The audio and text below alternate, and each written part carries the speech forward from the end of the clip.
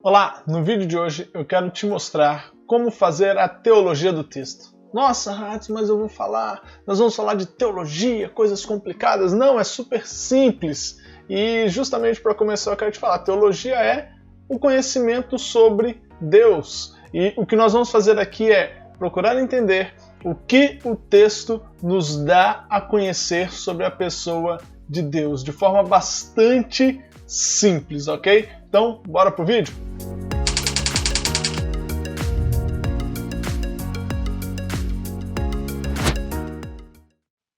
Olá, nós estamos aqui no Projeto 183, são 183 dias aprendendo a estudar as Escrituras através do livro de Salmos. E hoje nós temos aqui conosco o Salmo de número 72. Hoje nós vamos aprender um pouco mais das Escrituras nesse Salmo no dia 77 deste projeto. Eu separei o Salmo na nova versão internacional aqui pra gente. E diz assim a palavra do Senhor: Reveste da tua justiça o rei, ó Deus, e o filho do rei da tua retidão, para que ele julgue com retidão e com justiça os teus que sofrem opressão. Que os montes tragam prosperidade ao povo e as colinas o fruto da justiça. Defenda ele os oprimidos entre o povo e liberte os filhos dos pobres. Esmague ele o opressor. Que ele perdure como o sol e como a lua por todas as gerações. Seja ele como chuva sobre uma lavoura ceifada, como aguaceiros que regam a terra. Floresçam os justos nos dias do rei, e haja grande prosperidade enquanto durar a lua. Governe ele de mar a mar e desde o rio Eufrates até os confins da terra. Inclinem-se diante dele as tribos do deserto e os seus inimigos lambam o pó. Verso 10. Que os reis de Tarsis e das regiões litorâneas lhe tragam tributo. Os reis de Sabá e de Sebá lhe ofereçam presentes. Inclinem-se diante dele todos os reis e sirvam-no todas as nações, pois ele liberta os pobres que pedem socorro, os oprimidos que não têm quem os ajude. Ele se compadece dos fracos e dos pobres e os salva da morte. Ele os resgata da opressão e da violência, pois aos seus olhos a vida deles é preciosa. Tenha o rei vida longa, receba ele o ouro de Sabá. Que se ore por ele continuamente e todo o dia se invoquem bênçãos sobre ele. Haja fartura de trigo por toda a terra, ondulando no alto dos montes. Floresçam os seus frutos como os do Líbano e cresçam as cidades como as plantas no campo. Permaneça para sempre o seu nome e dure a sua fama enquanto o sol brilhar. Sejam abençoadas todas as nações por meio dele e que elas o chamem bendito. Bendito seja o Senhor Deus, o Deus de Israel, o único que realiza feitos maravilhosos. Bendito seja o seu glorioso nome para sempre. Encha-se toda a terra da sua glória. Amém e amém. Encerram-se aqui as orações de Davi, filho de Jessé. Pois bem, aqui uma oração claramente de Davi, certo? Filho de Jessé. E ele está falando do rei. Mas aqui é um clamor de Davi pela vida do rei. E ele era, obviamente, o rei de Israel nesse momento. E o que nós vamos falar aqui hoje é como identificar o que o texto nos fala sobre a pessoa de Deus. E é interessante que esse texto fala-nos diretamente, ele fala pouco a respeito da pessoa de Deus. Ele fala, na verdade, da pessoa de Deus somente nesses dois versículos finais aqui diretamente. O restante todo, ele fala sobre o rei.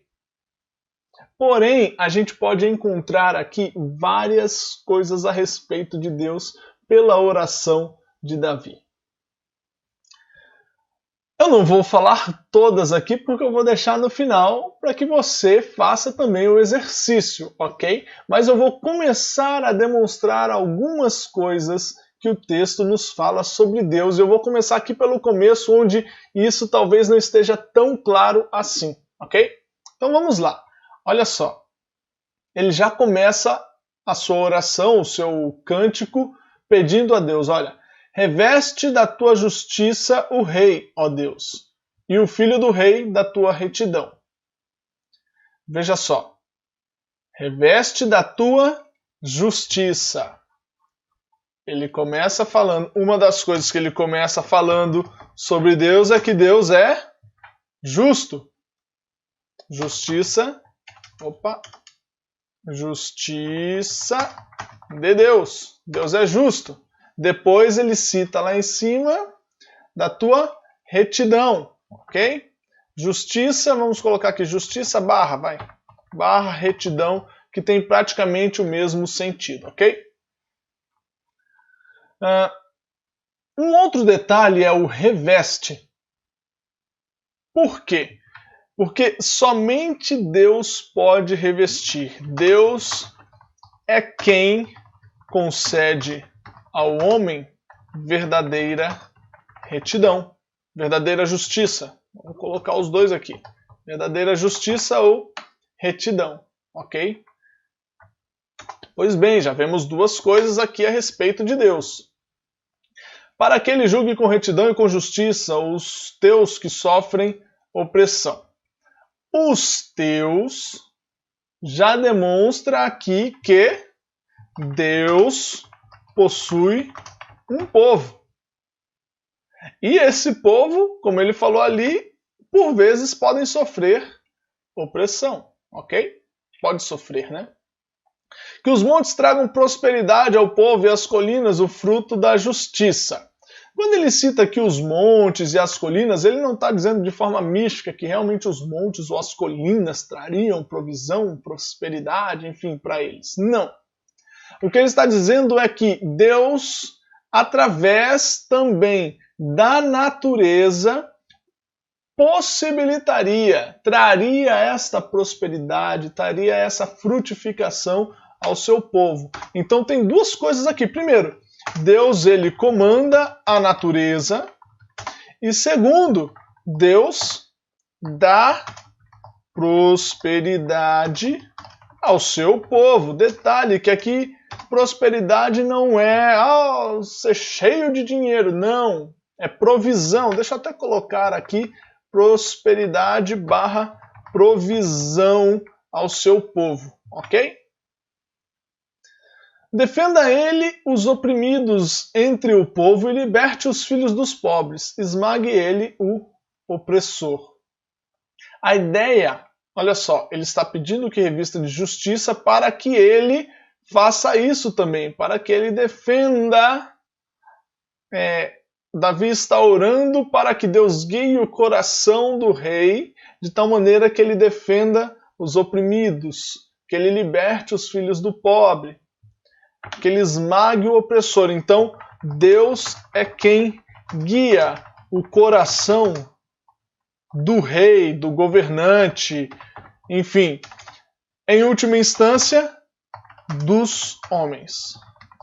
Os corações dos homens. É Deus quem guia o coração do homem. É isso que Davi está nos mostrando aqui.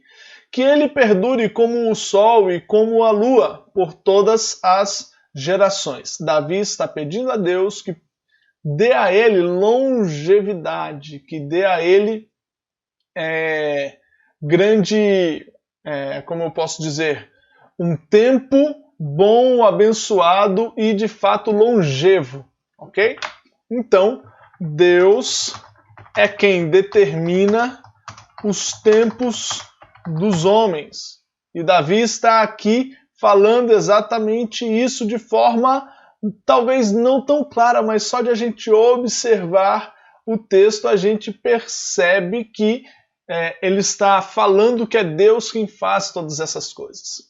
Nós já identificamos aqui 7 coisas a respeito da pessoa de Deus. E nós poderíamos ir e continuar além aqui, e eu vou te pedir, olha, continue esta mesma prática no restante do Salmo, ok?